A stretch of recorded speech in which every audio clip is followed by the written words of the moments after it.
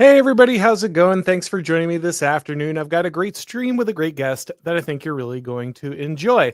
Before we get started, I just want to remind you that if you want to support this show and everything we're doing here, you can head over to blazetv.com/Auron and use the promo code Auron to get $20 off your subscription to Blaze TV Plus. Of course, it supports everything we're doing. It gives you access to all your favorite hosts at the Blaze, all kinds of behind the scenes information and things that you can participate in. You can even look at picking up that nice Frontier magazine that the Blaze puts out as well. So again, you can head to blazetv.com/Auron and use promo code Auron to get $20 off. So Stephen Colbert has now been, fired, and The Late Show has been entirely shut down. A lot of people are acting surprised about this. The left is acting like this is some huge scandal. How could this occur? It's got to be political. Donald Trump must have ordered the end of The Late Show.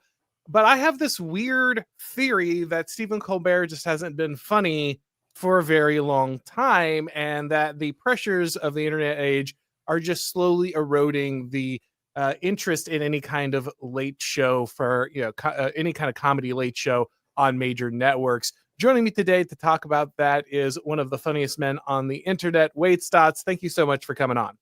Auron, thank you for having me. Of course. Now, everyone is asking, and I think it's fair for them to say, when is Wade Stotts taking over the slot? When is it The Late Show with Wade Stotts? How are we going to resurrect this? Because I think this absolutely has to happen. Well, I assume that by the time May rolls around, that the Ed Sullivan Theater is just going to, either be a museum to television. Like, we have to explain to people what television used to be. So before that, I might be able to take over and, at least put on a show there a little bit while everybody's still moving stuff out. Who knows? So I guess we should start at the beginning with where Stephen Colbert came from, maybe give a little background for his career. I know I'm older than you, but The Daily Show really hit right when I was becoming more politically aware, right? Like it had started with Craig Kilborn, but Jon Stewart really picked up the momentum. And I distinctly remember when the Bush and Gore election came around, they had quite the hot streak. I remember, laughing. They had one scene where, I think it was Al Gore had to bring his case before the Justice League, and then George Bush referred it to the Legion of Doom, and they did a whole thing where how these two forces and this was before the comic book boom, so this was they were using the 70s cartoons, as the B-roll as they were doing these jokes, and it really hit me right at this time. And Colbert is obviously coming out of this, right? He's one of the breakout stars of The Daily Show, one of their reporters that does the different segments. John Oliver, I think, would have been the other big talent at that time that was very noticeable. And this was a little shift away from what late night had been. It was a very different format. We had late night television doing comedy, and there had been politics. Of course, they had made political jokes. But the idea that there was a program constantly dedicated to the news of the day, and this is where a lot of people my age at that time were getting all of their news. So nothing much has changed at this point, really. But it was the first, I think, a big shift into this edutainment comedy paradigm that we now see as very common in the last few generations. What do you think it was about the shift during that time that led to this being a dominant form of comedy? Yeah, one name you didn't mention in there about the people who broke out of that era was Steve Carell. So it's not inevitable that everybody there becomes this sort of shrill, weirdo. Samantha Bee type, Right, exactly, yeah. But it was so anyway. But the people who were there at the time, there was definitely a shift there, and it was at some level they felt that the work they were doing was important. Somewhere along the line, they felt that what they were doing was impacting people. Somebody probably told them hey, so-and-so watches your show. So-and-so loves it. The president wants to be on. This senator wants to be on. And that shifts everything. I mean, it's the nature of a late night show that because you have to do fresh comedy every night, that it's going to be dependent on what's happening that day, because you can't just come up with new sort of observations about doing laundry every night. So topical is kind of necessary. But there was as politics generally has shifted up in terms of hostility between the two tribes. That definitely showed itself in late night. So late night used to be able to kind of appeal to the general sort of liberal American consensus, and I think that Jon Stewart still sees himself that way. I think Colbert still sees himself that way. I'm just talking to what normal people think, but it certainly isn't that. And the fact that that enough Americans have turned off to where it's losing as much money as it is, shows that they're still operating with a very old paradigm for what their audience is. So what do you think about as in it was good that you pointed out that Steve Carell was someone who didn't necessarily fall into this, but it was very clear that the effort was to spawn different versions of the Daily Show. Obviously Oliver went over to HBO and had his own. Colbert became this like constant riff on Bill O'Reilly. He had done this character on the show and he just turned it into an extended bit that gave it basically an entire career for a good amount of time. And so Samantha Bee, all these others, eventually Stewart gets replaced, but it was very clear that that a lot of people thought that this was kind of the future of comedy to some extent. And you watch someone like Colbert get picked for The Late Show, which obviously is one of the all-time long-running comedy shows. David Letterman, you've got the war that was always going on between Letterman and Leno, and then Jimmy Kimmel gets added to this mix, and Jimmy Fallon follows. What do you think about Colbert moving into late night at all? Was that ever something he had the skill set to do? Was it an awkward fit? He just got in because he had been popular as this character, or was that something he had the natural talent for, but just got overly political or cringy about it?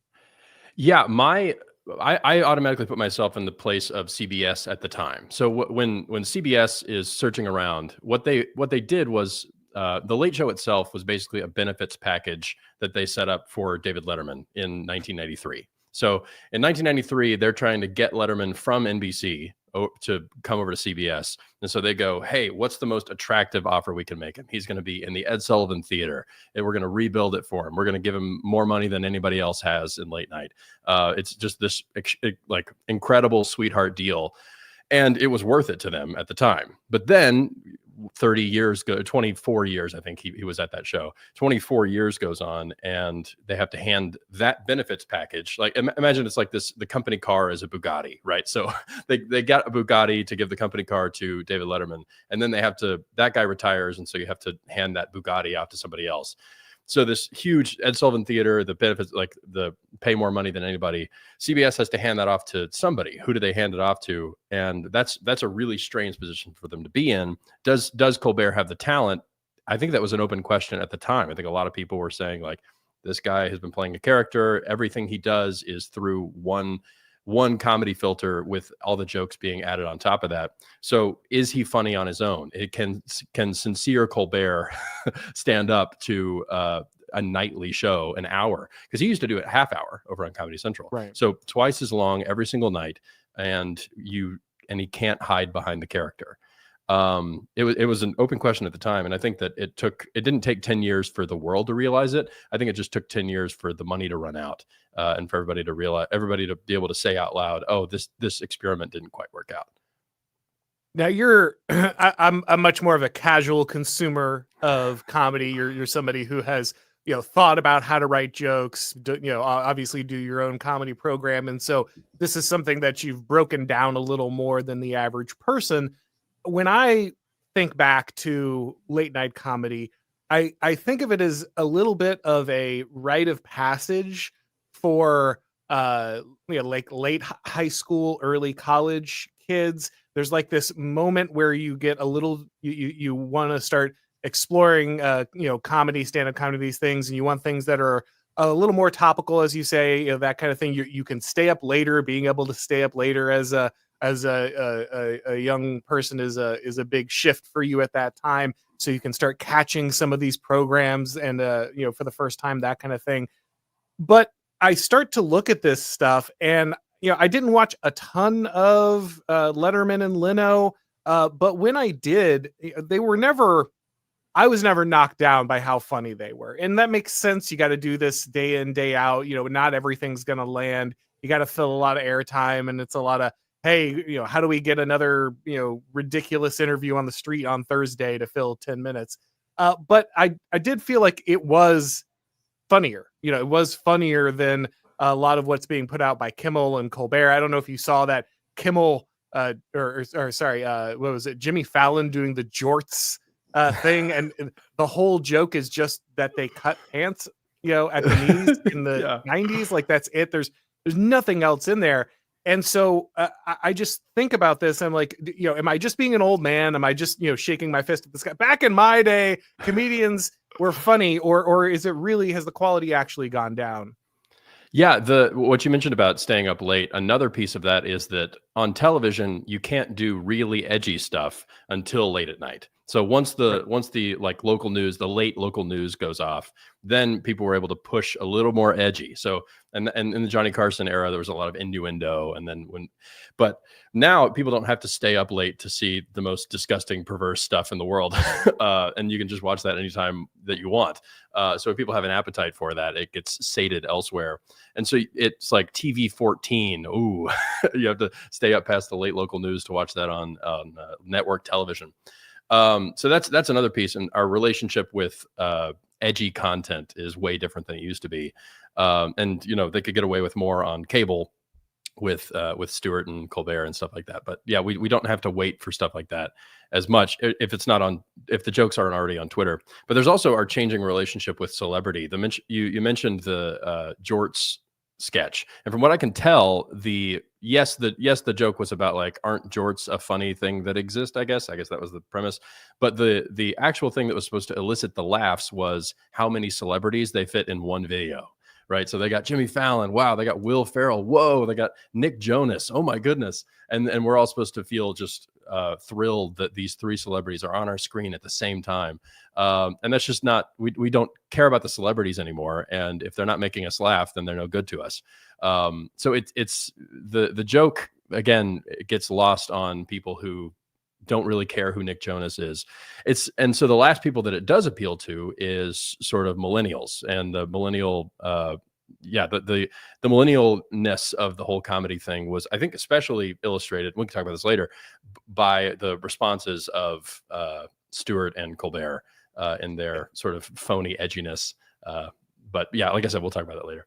Well, I mean, let's just jump to it now. So the response has been, the funniest thing that any of these guys have done in years, and not intentionally. So, the outrage has come in the idea that this is a political move. Like, the reason that Stephen Colbert is being canceled is because he was just such an effective critic of Donald Trump, and he has to be cleared from the deck so that Donald Trump can continue to be the autocrat that doesn't bother to put people in jail even if they rig elections. And so this is the idea. And I gotta say, I guess I understand why they're doing that, because what other explanation would be acceptable to them? Like, there's no way that they're going to look themselves in the eye and been like, I have been a relentless hectoring schoolmarm for 10 years in a comedy show, and no one cares anymore because, like, I am so wildly out of touch with the average person that I can't even produce comedic material. I don't know. I'm sure you remember this, but for 10 seconds, people thought that Jimmy Fallon might not hate Donald Trump. And that was like the end of the world, right? It's not that he shilled for Donald Trump. It's not that he said, I'm voting for Donald Trump. He didn't say I support Donald Trump. He didn't even say Trump is a nice guy. He just didn't come out and scream at Donald Trump for being like the, orange Hitler. And that was just the end of the world, right? Like, there was one late night comedian that wasn't completely like a distraught shit lib 100% of the time. And that meant that he had to be like destroyed.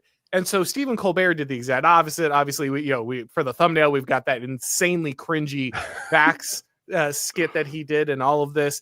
And so the response has been that, oh no, the reason he's been knocked out of there is his opposition to Trump, his tireless, deeply unfunny, obsession with Donald Trump. And so we had guys like Jon Stewart do sketch on whatever show he's doing somewhere where he talks how much he hates about white people. He like I literally don't even know where to watch Jon Stewart. Like I saw the clip on Twitter with like what Yeah. outside of Twitter, where would I even see this? But he's like sitting there like guiding a gospel choir through FUs because Stephen Colbert got fired. And you're right, it's so juvenile. It's so, you know, it's like 4 years old. Like, I'm extremely edgy because I heard the F word somewhere, and this is a serious response to some guy getting fired. I don't know. It does seem insane. Yeah, the nobody in that situation stops to think like maybe I suck, maybe I'm the worst. But they should. Maybe they should take a second. I doubt they will. But if they're watching, maybe they should just If Stephen Colbert has decided to click on this thumbnail, maybe take a second. Maybe just kind of evaluate a little bit. But yeah, the response they had. I think Colbert himself did a whole like minute long setup to a joke that the punchline was just go F yourself, right? Which is the exact same thing that Jon Stewart had this gospel choir sing. And it was just, again, this juvenile thing. Another thing that didn't get so widely publicized was that Colbert had on they did a Coldplay reference, like the Coldplay Affair reference thing. And who else to come out and do the musical number for this failing show that appeals to lib millennials than Lin-Manuel Miranda. So Lin-Manuel Miranda comes out and he leads this bit where the whole joke is, hey, look at all of the late night hosts who are sitting out in the crowd. And isn't it fun that they're all in one shot? And then, Trump, it's all Trump's fault because he got, the punchline is basically that they found Trump on a date with Paramount, I guess. Anyway, it was a convoluted mess, but they didn't have to necessarily make an argument. They just had to make a terrible, terrible sketch with Lin-Manuel Miranda. But yeah, like you've got all these guys, Jon Stewart, Stephen Colbert, they're sort of the young end of the boomers. And so they are making comedy that really defined the millennial relationship to comedy. And the millennials who are still like amazed that somebody said the F word on television, whoa, and are amazed that Lin-Manuel Miranda is on my screen right now, holy crap. Those are the only people who care right now. And I doubt that, and the sort of 18 people who protested outside of his studio, which we haven't even talked about yet. The signs outside had like Trump hovering, like a semi-transparent Trump hovering behind Colbert. These sort of like the kind of people who you see at like running your local library were all protesting Colbert's cancellation because Trump did it. I don't know who it appeals to other than themselves, and everybody gets to sort of pat each other on the back. It's a bizarre thing, but the number that we haven't brought up yet was that's reported that Colbert has been losing the network $40 to $50 million per year, which is around the same amount that the entire WNBA has been losing every single year. And of course, the parallels of the WNBA people wearing their "Pay Us What You Owe Us" shirts happened the same week that Colbert comes out and just says, "Oh, I deserve to be propped up by I don't know what is making CBS money right now. I mean, is it like the FBI series that they put out? I was gonna say it's CSI Miami 9020 whatever CSI Honolulu whatever. Yes. So like Big Brother and The Price is Right are going to like support Stephen Colbert until he draws his dying breath on stage at the Ed Sullivan Theater. It's just not like he thinks that that's owed to him.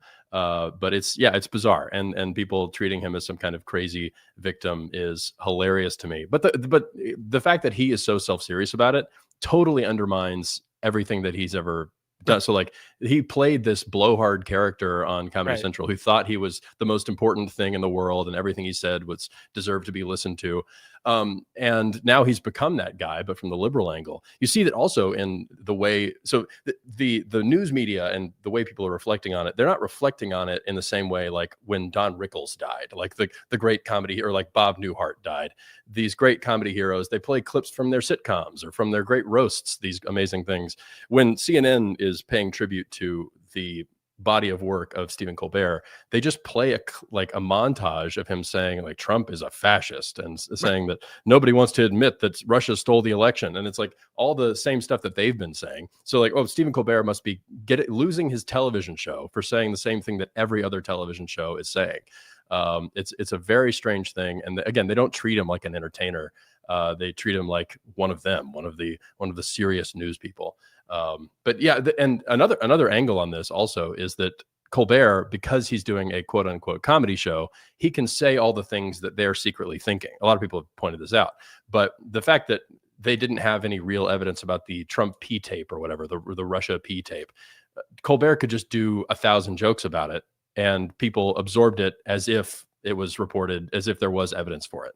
And so Colbert got to be their sort of id every night at 11:30. And they lost an asset for themselves. So the media lost an asset in this, and I think that's something worth celebrating. Of course, any journalist who's sad is a win for us. Obviously, journalistic tears are the sweetest of all. But remember, guys, Twitter's for harassing journalists and credentialed college professors. That's, if you're on there, that's what it's for. But it is interesting, and I do like your comparison. Basically, Colbert is a MSNBC host with a studio audience who's contractually required to laugh when they flash the sign, right? Like that's basically all there is. He's not even saying the things they can't say because they're all insane and say them anyway, right? So it's really. But yeah, I guess he gets to take it slightly another step further. I guess we should also say, for those who aren't familiar, one of the reasons that this like conspiracy theory to cancel Colbert because of Trump, one of the reasons this has come up is that Paramount is merging with Skydance Media in this big like $8 billion merger. And so the government has to approve this. And so the theory is, and I guess CBS has also settled a case with Trump from previously, and so the idea is they're like paving the way. They're getting rid of Stephen Colbert, and they're settling this lawsuit so that they can get their merger approved, because otherwise Donald Trump will put the thumb on the scale, because corporations are well known for trying to appease Donald Trump. That's really been their focus for the last 8 to 10 years. But do you think there's any possibility that that's the case? I mean, as you point out, losing $40 million a year, being the WNBA of comedy, really is an impressive feat. I think the fiscal, and we can get into also just the comedy landscape changing. All that makes far more sense. But do you think there's any truth to the fact that the merger is a serious one and that they're worried about the Trump administration? Well, I would think so if people actually hinged more on the argument for it. So when Jon Stewart or Stephen Colbert talks about this, when any of the people talk about why, that's the real reason why, they'll spend like 3 sentences on it, like in the same way that you just did. And then the rest of the segment, they'll just assume that. So they're not trying to really dig into this and it's all speculation. It's all back there. If there is something to it, then I think it's the fact that they had to pay $16 million to Trump because he did sue CBS over this 60 Minutes thing. So they paid Trump $16 million over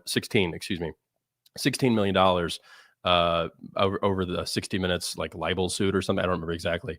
But if they had to do that and then realized, oh, well, we aren't in a good financial position to be able to do that because we're losing $40 to $50 million a year, then yeah, maybe there is something to it, but it's not because Trump made a call. It's because, again, they can't make the balance sheet work. Again, I don't feel sorry for the people at the Paramount company, but at some level, the math, they have to make the math work somehow. And if they have to cancel Colbert in order to pay Trump the $16 million that they legally owe him now, maybe that's, if it is a piece, then that's the piece. So I guess we should probably look at the changing nature of the media landscape. And, obviously Colbert just blew chunks. He was terrible. He's an embarrassment. But I will say this though, if he went on every night and just threw up, it would probably be more funny. I would probably enjoy that. Just every single night he had a bucket and he I would watch that. A solid hour of comedy, or at least an improvement over what we're getting as a comedy product there. Instead of Lin-Manuel Miranda. Yeah. I mean, it will make you vomit. Like, I was doing this. Yeah. Right.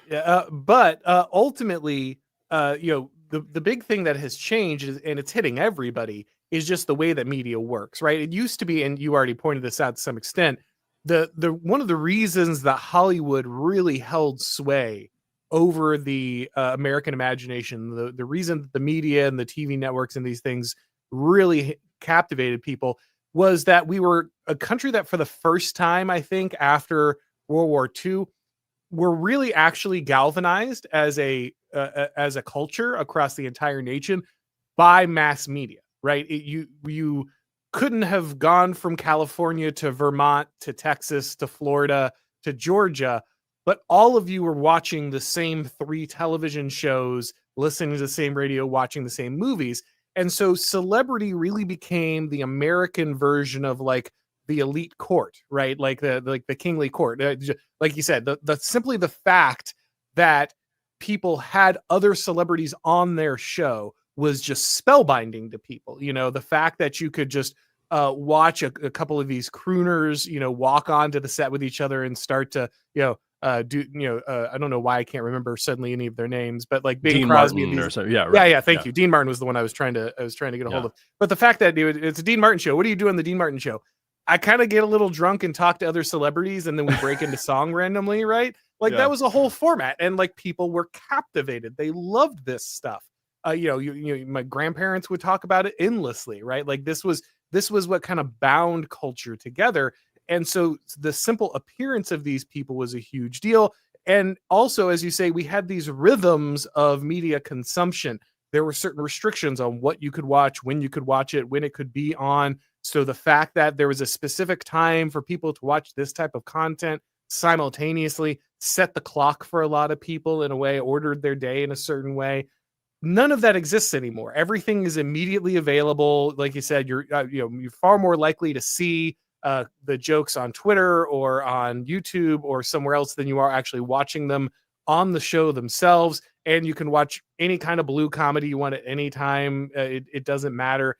And so this just disintermediation of entertainment, where like anyone can make a comedy sketch. A guy in, I don't know, his bunker could make a whole comedy show and garner more views, honestly, at certain times than these large networks. It just completely blows up the format. And so this thing that was thought of as like a rock solid institution by our parents and grandparents, it just has no ability to continue in the modern day, I would think. Yeah, there's this sort of unassumed status of, if something lasted throughout the 20th century, that it's permanent now. So if it got to 2000, then CBS will always exist and television will always exist. But we are finding out that that's not the case. And we're in a time again where like people who've had institutional backing, several of them have already had to step out or have decided to step into that more of the Wild West of entertainment. So like, I mean, I guess I could think of entertainment folks, but like Seth Meyers has a nightly show on 12:30 on NBC. He's been doing that show for 11 years at this point, and he has a podcast with his brother, and they get like fewer views than your channel. So, or like honestly, I just, until you mentioned him, I completely forgot he existed. Like I was thinking of the big, who are the late night guys? It's Kimmel and it's Colbert and I completely forgot he even had a show. Yes. So Seth Meyers is another interesting case because he had to fire his band because they couldn't afford to keep paying the band. And also, which is is bad because they were probably working for like one small bag of cocaine, right? Like, yeah, right, the band, yeah, exactly. Right. But and then over on Fallon's show, which is in the same building, they just recently went from 5 days a week to 4 days a week, and so they do a rerun on Fridays, and so everybody's scaling down right now, and so for like them to say that, oh, Colbert, there's nothing financial about this, when NBC is like bleeding money apparently to where they can't even pay the band. That's bad news for everybody. It's the media consumption thing you have. And another example is I'm forgetting his name, which is bad, but one of the guys who hosts the Daily Show, when not surprisingly I forgot his name, Michael Costa is his name. He hosts the Daily Show on like Tuesdays or something, and he has a podcast, and he is like lucky to break 1,000 views on his podcast. And so this institutional power, we're now seeing how much of somebody's platform comes from just being in with the institution, and others with like people actually being loyal to them. But that's the entertainment side. But because Colbert is this sort of mainly political figure, I don't think that he's going to have a Tucker moment. You know, like I went on your show the day Tucker got fired, and we talked about like, hey, you know, I think people will follow him. What's he going to do next? And we were all speculating, but we were assuming he's going to be fine. And he's definitely not diminished as a cultural figure in since being fired from Fox. But you also have people like Joy Reid, and you have people like Don Lemon. So like my assumption is that Colbert, as he figures out what to do next, he's going to have much more of a Don Lemon style arc, which would be fascinating to me. I would love to watch the Don Lemonization of Stephen Colbert. Well, and it's very interesting because obviously before you were doing what you're doing now, you worked in political comedy, you know, in a very real way.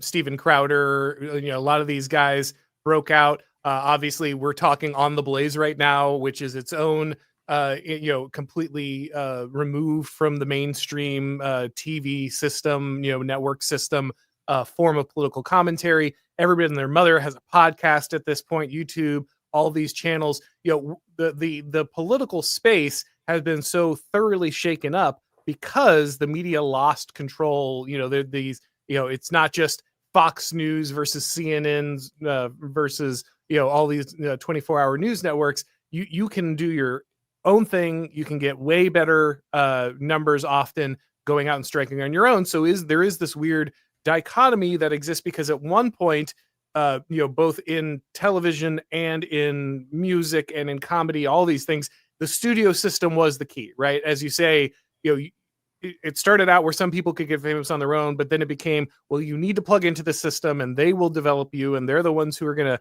get you connections and all these things. And you're nothing without the studio. You're nothing without, you know, the recording contract. You're nothing without these things. Now, all of the stuff is back in the hands of creators in a way it's just never been before. And developing your own voice, developing your own audience to go with you is the key. Wherever you go, whether you're Tucker on Fox or you're Tucker on your own network, you know, you develop enough of a following so that you are not completely dependent on this delivery mechanism. As where, you know, some of these lesser talents, as you point out, the minute they don't have this vehicle to prop them up, they're completely irrelevant because it's very clear that they're only there because they were groomed into this particular form of success. And so it's not just comedy that's experiencing this, it's every form of media. The star making power, the cohesive narratives, the centralized cultural understanding that used to just come down this tree trunk of American media no longer exists across the board. And so these guys who grew up idolizing you know, a Letterman or a Leno or, you know, someone like that, and seeing themselves in that role, as you say, you know, I should die with a pension and a gold watch after working 40 years in a factory, right? Like it's kind of the same mentality, and not recognizing that all of this has changed, all of this is up in the air, and like no matter how much you scream about your political persecution, people are just going to notice that you are just not performing the way someone else is. Yeah, it is hard for people to adjust to the fact that they rode a system all the way to the top, right? So Colbert has ridden this system all the way to the top, and now because he's quote number one in late night, he thinks that he's indestructible. But being number one in late night is totally compatible with losing the network $50 million. So Right. saying you're like, it's saying that, hey, hey, maybe I'm poor, but I'm richer than that guy. It doesn't change your bank balance. You're just comparing things. So, and that's actually been his argument. They like said, like, it's crazy. Oh, he's number one. How could he be losing money? Like, well, you're all losing money. You all stink. And yeah, no, people who have ridden that system can maybe hold on and assume that they might be the last ones. But I don't know if, imagine talking to somebody who is working at the New York Times and just like, I watched an Ezra Klein interview. He works at the New York Times, and he talked about like, you know, hey, if I write a piece, then like the New York Times is going to be fine. It's been going for however many years. And it's like, well, if he writes a bad piece that doesn't get read, who cares? The New York Times, he assumes, will just go on forever. It's just this inevitable piece of, it's like the structure of the universe now includes the New York Times. But yeah, not so. And there actually is something to getting to people, and that people have an appetite for other human beings, and not just, they don't just love institutions in the same way that they may have been. I don't know anybody who's like loyal to CBS, but if CBS is a delivery mechanism for people, or if any network or any group of people is a delivery network from one person to another person, that's the value. The value is people to people, and the institutions come and go. Do you think that this will lead to a domino effect? Are the other networks going to reevaluate their current investments in late night? Because part of this really is the network wars, right? It was the idea Yeah. that, well, if one network has this programming block, we need something that can stand up to it, compete with it in some way. And so there does seem to be an effect where if you no longer have to fight for that space, when, one studio or one network says, you know what, maybe this is just not something worth investing anymore, then the other studios are going to look at and say, well, actually, we're not getting great numbers on this either. Maybe we don't need to prop this up just because it's a legacy institution. Do you think that guys like Kimmel and Fallon could be on the chopping block? I know you said they're already scaling back, but do you see a further reevaluation of these different networks about why even keep these programs on at this point? Yeah, I assume that like NBC and ABC have been in this sort of keeping up with the Joneses kind of race with Colbert. So they've seen like Colbert as the Joneses. We got to make sure that we have everything that they have. It's a shame we had to fire the band, or it's a shame we had to go to 4 nights a week. But I mean, we got to keep up because apparently they're doing fine. But it's like when Mr. Jones goes to jail for being in billions of dollars of debt, then suddenly the keeping up with the Joneses thing just falls apart. So it very well could be that Kimmel is next, or it very well could be that Fallon is next. I don't know. It could be that also the shows get scaled down. I don't know. I mean, the strange thing is that the reason the late night talk show format exists in the first place is that it was a cheap way to take up an hour of television. It's way cheaper to do a late night show than it is to do a network TV drama. And it's like, especially if you're filming it and trying to make it look like a movie, which everybody's trying to do now. Everybody wants to be a Netflix show on network. But it's way cheaper just to have one studio with one team, one staff that just shows up every day. They do live to tape, minimal edits, and then it goes out that night. I don't know what would take its place, but nobody's really wondering what happens to these open time slots anymore. Like the reason that Saturday Night Live exists is because Johnny Carson existed, and NBC decided that they were going to run Johnny Carson reruns on Saturday nights at 11:30. Johnny Carson said, I'm not getting paid extra for this. What's the deal? So they could either pay Johnny Carson way more, or they could start a new show. And they created Saturday Night Live because Johnny Carson didn't want to, have his reruns go with him not getting more money. So there was an open time slot, and that created a vacuum where people could be creative with that time slot. It's not the case anymore that everybody's going, what in the world? Like the whole world is wondering, what are we going to do with that valuable time slot? Time slots are not things people are wrestling over. Maybe network executives are, but if everybody's watching it later, if it's just something to fill time, or something that's going to get posted on Paramount Plus the next day, my guess is like when James Corden left, they didn't replace James Corden. They just did like a cheap game show, which is what they're still doing every night at 12:30 on, actually, I think it's 12:30 or 1, something like that. But I don't know. It could be that everybody else sort of slowly folds or scales the show back to where nobody wants to be embarrassed that they're the ones that folded as well. But yeah, at a certain point, it has to be a financial decision. Somebody's going to suffer. I assume it's probably going to be late night because that's where they've been losing a bunch of money, and they'll go with something even cheaper or rerun Price is Right at 11:30 every night. Who knows? Well, and that's another big thing too, as we were talking about previously with the studio ecosystem and the celebrity kind of Camelot feel. A big portion of these late night shows was also basically just advertising content on the network, right? You'd bring on stars from shows people hadn't heard of yet, or it was very easy. Hey, go grab some guy off of a lot of the Big Bang Theory and have him walk on here, and we'll ask him some questions. It's very easy to book your own people and hype them up and these kind of things.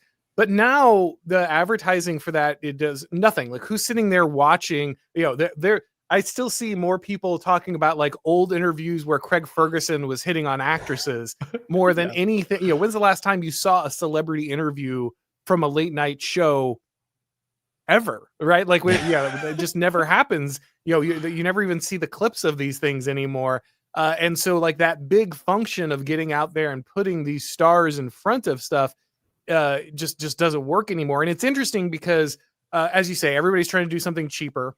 The podcasts are obviously now the huge thing. Democrats are like, oh my God, people listen to podcasts, right? Like, and so that was, now they all need a Joe Rogan.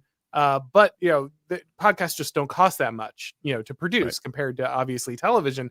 And the fact is that if a celebrity wants to go on and promote something, they're just going to reach way more people, especially young people, in a podcast format. Now, the downside, I think, for a lot of these people is much like politicians, many of them are like awful or really uninteresting.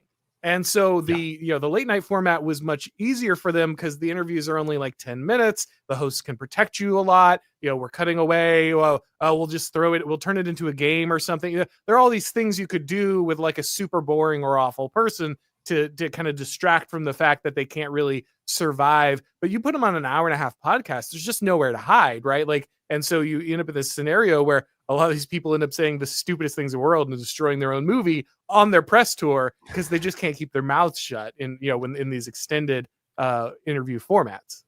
Yeah, so they're 5 to 7 minutes, these interviews, if they get a whole segment. So, or if they do 2 segments, hey, it's 10 minutes of interaction. And all of it has been they've gone through a pre-interview. So usually what happens is these celebrities that get booked on the show, they go in for a pre-interview and they say, here are the stories I want to tell. They send them ahead of time, and then they get the okay from the host's people that that story is going to be okay. How would you like for him to set that up for you? And then how would you like to make the transition into the next story? And then they'll work through the transition. Even that 5-minute conversation, heavily scripted. And this is not just for politicians. This is not just like when Kamala Harris comes on or whatever. This is for every actor. When George Clooney wanted to tell a story about pulling pranks on the set of Ocean's 11, they would have to run that story by the pre-interviewer. And yeah, just very different when you just unleash whoever sitting across from Joe Rogan or sitting across from Theo Von or whatever. And yeah, I mean, I saw more clips of Ben Affleck on Theo Von than I would have seen if he would have just done the normal late night press tour. Not to say that I didn't go see Ben Affleck's movie, but of course not. But I mean, I saw his stuff. I recognized, he probably has a new project out. And yeah, I assume that most people are in that same kind of boat. And like, because there's so much content already, nobody's wondering, what am I going to watch next? I'm running out of entertaining things to see. I hope somebody on the television tells me what their new project is. The desire is not there. And also we have access to everything that anybody's ever made. So like, okay, well, I didn't know that Ben Affleck was going to have a new movie out, but I just watched the, Preston Sturges collection from the 40s. Hey, and that's like actually way more entertaining and more fun. And so, yeah, things are balkanizing, media is balkanizing, but we're actually okay. I think we're going to be better off not waiting around for, I don't know, Julia Roberts to tell us in 5 minutes why we should go see her new project. Do you think that ultimately this is a cable problem as well, a television problem? Because, I'm 41 and I am trying to think of anyone I know who has a cable subscription, and I can't I know boomers with one, and maybe some older Gen Xers, but young Gen Xers, no millennials, no one young, and certainly below that, they just don't have any of this before or anymore.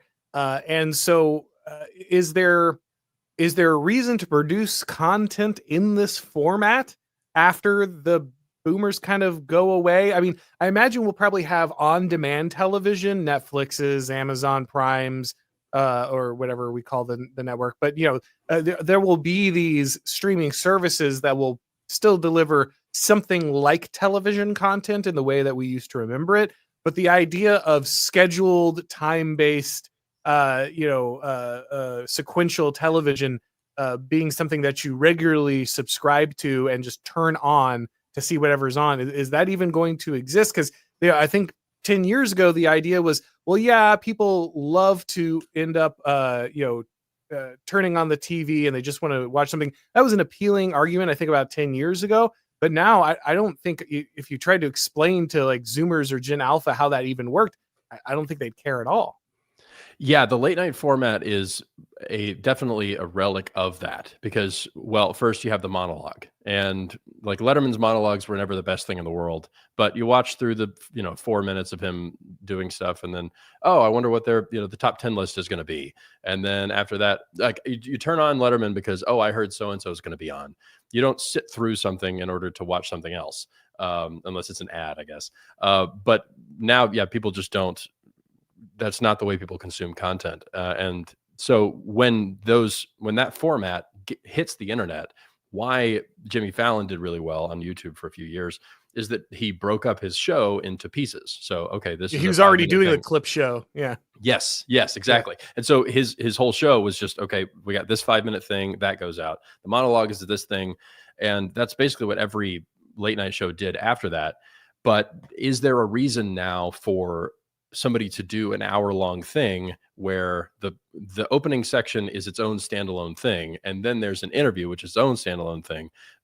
There's just I don't see a reason for that. I don't see a reason for like the only kind of example of 5 to 6 minute interview is like a Between Two Ferns thing, or like I know one of the Barstool guys does Sunday or something like that. I forget what it was, but Caleb Presley does these like short interviews where so-and-so's coming on to promote a project and he asks funny questions and the guest laughs or Hot Ones or something like that. But yeah, if Hot Ones had like a monologue where Sean Davis Sean Davis from the Federalist comes on, whatever that guy's name is, where he comes out and does like a few jokes. And then, well, tonight we have Conan O'Brien and he's from whatever, and he's going to do like, and then like nobody's doing that kind of format. It's content that gets created for the internet is going to have to be either split those up into separate pieces of content. Like I do my monologues and then I do my podcast over on Canon Plus, and those are two separate pieces of content, and that's the way people watch it. It's the natural way of doing things, which is not the way I would do it if it was on television. But late night is particularly susceptible to that crash. Network dramas, not necessarily. TV dramas, you can put that on Netflix and it watches the same. But yeah, late night just doesn't. Yeah, the direct transition just won't work. Yeah, ultimately, I think that format is dead. And guys like you are, I think, pioneering a lot of what's going to work going forward. So, not sad to see this particular institution die a death, especially with guys like Colbert at the helm. And watching the wailing and gnashing of teeth over the fact that they just sucked at it, and the cope that they're trying to do otherwise is rather entertaining. We have some super chats piling up, so should we get to the questions of people? Before we do so, Wade, where can people find The Wade Show with Wade? So I am at Wade Stotts on X and Canon Plus, canonplus.com. I do a weekly podcast there, interview show, and we play games and have fun stuff like that. It's not Jimmy Fallon type games where I just get Shaq to wear, Shaq to wear a tutu or whatever he does. But like, yeah, we have a good time. Good time over on the Wadecast. Auron's been on a couple of times. And that's canonplus.com, and then YouTube also, Wade Show with Wade. You should recreate the Jimmy Fallon sketch where they get the classroom instruments with the band, but just like get like Christian rock bands on there. Like just get there we go. Yeah. Summon that energy. All right, guys, let's go over to the questions of the people here real quick. Let's see here. Truddle says, can't wait for these lib hacks to fizzle out so my comedy show can rise from the ashes. Wade, probably more episodes, please. Yes, Wade maniacally rubbing his hands together at the demise of these idiots, just waiting. Oh, yes. Posmo says, Auron, unrelated, but you giving the nothing burger treatment to the Tulsi details, how and when the conspiracy was formed, was really demoralizing. So I did not give it a nothing burger, to be clear. For people who don't know, we talked about this a little bit with the Prudentialist on the last episode, but Tulsi Gabbard has come out and said that there is this mountain of evidence that ultimately Barack Obama coordinated with different aspects of his administration to manufacture the Russiagate intelligence and create this entire scandal to derail the Trump administration. And my simple point was, I think, one that's fairly obvious and one that I think was, echoed by a number of people. That's nice. When are people going to jail? Right? Like it's great. And to be fair, to again update people, right before we started this show, Tulsi Gabbard did another press conference where she laid out more of these details, and she specifically said, when asked, that they would be referring a number of Obama administration officials, including Barack Obama himself, for criminal prosecution. That's great. That's a great thing to say. But I'm going to be honest, at this point, I am very much in the camp of I'll believe it when I see it. It's not that the revelation doesn't matter. But guys, there is a learned helplessness thing that occurs when revelation after revelation after revelation comes out and nobody pays the cost. Like Anthony Fauci and the Department of Health lied about a bunch of stuff of COVID, including the origin, and everybody who noticed that it probably came from a lab in Wuhan. They're crazy people. Except now the New York Times says it's okay to believe that, so your wine aunt can believe this. And guess what? Nothing happens, right? Nobody gets in trouble. The entire globe was locked down. All these people lied. Nobody goes to jail. Joe Biden is this like completely inept zombie. He's weakened and burning his whole presidency, being run by a cabal of people who we still aren't exactly sure who's in charge and making decisions. Everything's written by the auto pen. Literally, again, a coup inside the United States. Nothing, right? Not a single person is charged. No one goes to jail. How many times can we do this, guys? like I want to see them all in jail too. I agree 100%. I really hope I'm wrong and the Trump administration has the spine to do this. And we watch Barry, spend the last few years, with the male inmates that he probably would love to spend time with. Like, I'm with you, but be honest with me. Do you really think that's going to happen? I want it to, but like, you don't come here and listen to me because I shine your shoes for you. You come here because I think I'm honest. And if we're all honest with each other, who's going to jail over this? Let's be real. Yeah. I'll take it one step further. Also, they should arrest Stephen Colbert for that vaccine sketch for sure. No, that was certainly crimes against comedy. High crimes against comedy. Absolutely. Yeah. Let's see here. He also says Hollywood starts suck. This model of the talk show where they go on for free just doesn't work. They aren't captivating, graceful, or even entertaining. Well, and that's its own thing. The quality of celebrity does seem to have declined. And again, it could just be old man shakes fist at sky. But you do feel like there was a certain aura, a certain coolness that you had to have on some level to operate in these circles. And now they're just all insufferable idiots who can barely, utter lines complaining about whatever liberal political thing they've told will make them popular that day. It's just hard for people to build in an era of mystique when they're spending all of their time screaming about how fascist Donald Trump is. Yeah, I actually disagree because I would like to see as much Pedro Pascal as possible. I want to see more. I wish. Yeah, I have not run into that person enough. I would like to see him 24/7. Just 10 more minutes of Pedro Pascal on my TV Oh, screen. please, somewhere. Where is he? Where is Pedro Pascal?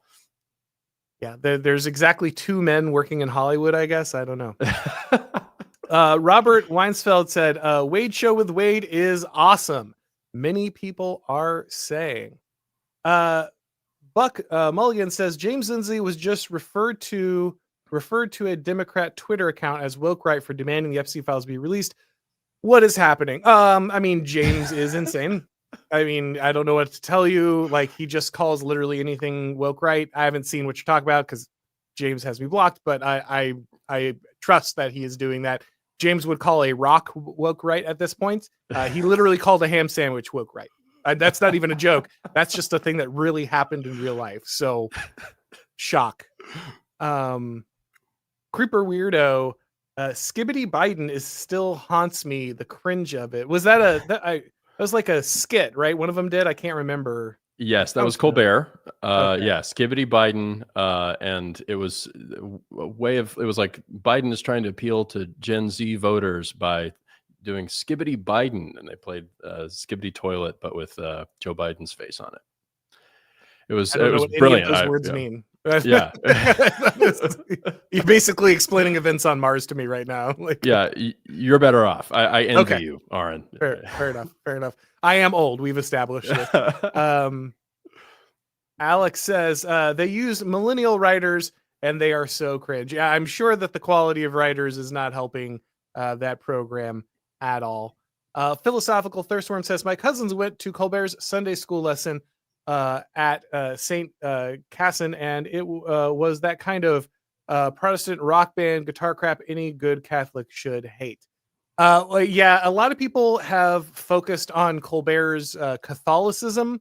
It's kind of like Joe Biden Catholicism, where like technically you believe it, but it doesn't impact any of your life or political beliefs or anything you say or how you treat people.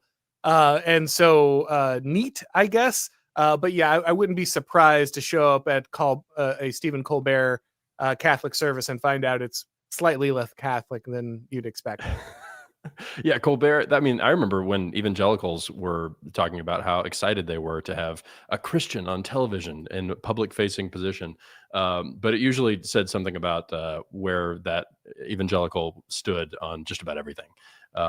Yeah, it is sad how people will just eat up when somebody who they can claim is representing them. Yeah, you learn a lot about people from who they claim to be represented by. Well, you said a Christian, but he's a Catholic. So sorry, I'm going to yeah. dodge all the internet Don't attacks get me into coming this. in. Don't get me into this. Sorry. I know. For those who don't know, Twitter has lost its mind recently over this. I am joking. Catholics are Christians. Calm down. But it has been a hilarious sideshow to everything else that's going on right now. Philosophical Thirstworm also says, I work at a mostly legitimate nonprofit, and even the elderly Methuselah libs there don't even watch Colbert anymore. They're still on Bourdain reruns. Oh man, yeah, Anthony Bourdain reruns somewhere. That's got to be a little sad at this point, right? I mean, it was already kind of sad when he was alive, but now it's really sad. Right, yeah. This guy ate so many bugs that he killed himself. Yeah, just tragic.